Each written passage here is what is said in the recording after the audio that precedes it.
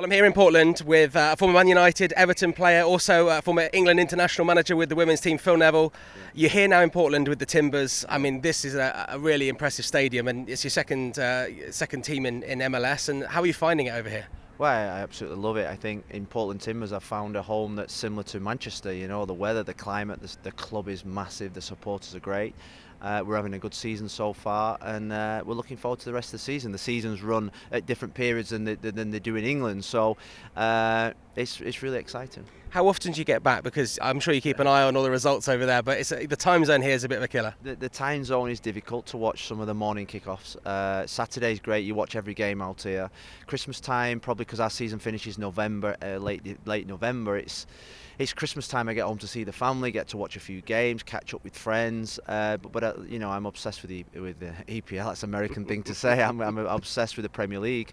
It's the quality league, and obviously at the moment we've got the Euros, we've got the Copa America going on, so there's so much football. There really is. Obviously with the Euros at the moment, yeah. England have got through. They're playing Slovakia on Sunday. Yeah.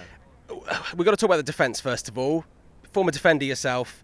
Did they make a bit of a mistake taking Luke Shaw? Because it doesn't look like he's going to play. He's obviously not fit. He's not played for months. What do you reckon? Well, I mean, you've got a squad of 26, and you know, within a squad of 26, you can take the odd gamble. And I think because of, you look at the left back situation with Kieran playing there. I think Kyle Walker went there the other day when we played the last group game.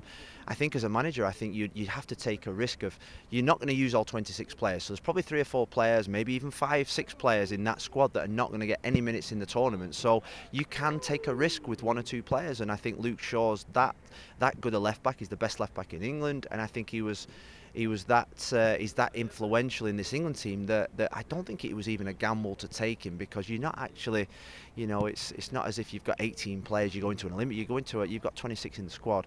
I think, and you can get him fit for later in the tournament, and you know, obviously I'm out the way back here, but you'd have thought that England were out the tournament the way that people are going on about the way that they played. We've qualified top of the group, we're through to the next round, we've got a brilliant draw in the next round.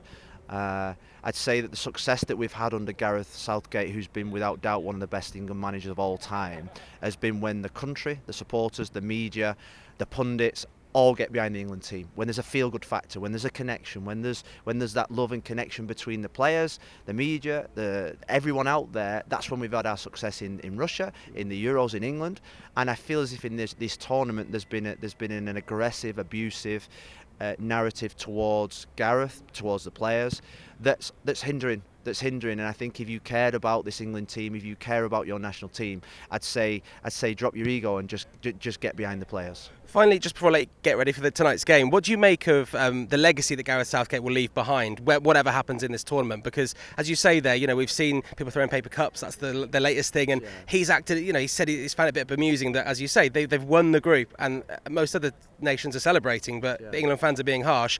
When he does eventually leave, that might be after this tournament, it might be in the future. What do you think his legacy will look like, whether or not they win the Euros? He's been the best England manager since Sir Alf Ramsey, without a shadow of a doubt. And I think, like I say, when we've been successful, and he's played a massive role in us being successful, he's created a feel-good factor. He's brought through some brilliant young players from the youth teams, from the teams in the Premier League. We've got to finals, we've got to semi-finals of major tournaments consistently. We've competed with the best. We've probably been the most consistent team in the world, apart from Argentina, over the last probably 8-9 years of his managerial. So I'd say that we're lucky to have him. I think we've got to get behind that team, that players, that managers, because if we don't, we'll not be successful. Gareth knows that. After his last game, you could just tell that it's a different feeling, and I'd say that if everybody out there in England, and we are all passionate about our country, if we want to be successful, let's change the narrative. Let's get behind them. Let's really get some positivity towards this team, because if we do, this team has got incredible players. But what you see at the moment, you see a team of young players that are being probably suffocated with pressure and expectation, under the pressure of what it's like to play for England. You look back at past England teams that all suffered because of the pressure and expectation and the narrative that's going on at the moment. Very quickly, Foden and Bellingham, is it the new Lampard and Gerrard can't play together? No. These are the best players in England, in Spain over the last 12 months. Get them out there, get them playing. I love watching them both play, and come on England, let's get it home. Thank you. Of course. Thanks, Phil. Phil Neville there, the Portland Timbers coach, speaking with me here ahead of the Formula E here in Portland this weekend.